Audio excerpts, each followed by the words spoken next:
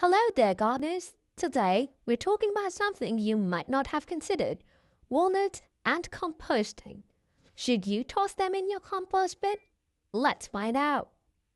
Walnuts can be composted, but there are a few important things to keep in mind before you do. First up, walnuts, especially black walnuts, contain a chemical called juglone.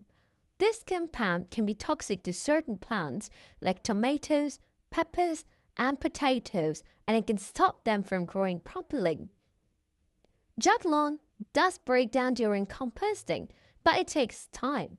If your compost isn't fully finished, it might still harm sensitive plants.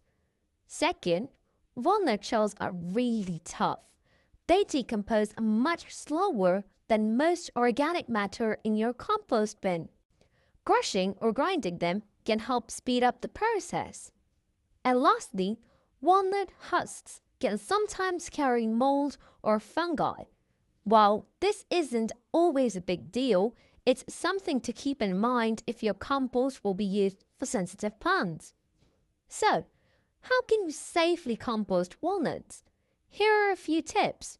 Compost walnuts separately and use that compost for juglone-tolerant plants like corn, beans, or squash. Crush the shell to help them break down faster. And most importantly, let the compost fully mature before using it in your garden. By following these steps, you can turn walnuts into valuable compost without harming your garden. Thanks for watching and happy composting! Don't forget to follow. Bye!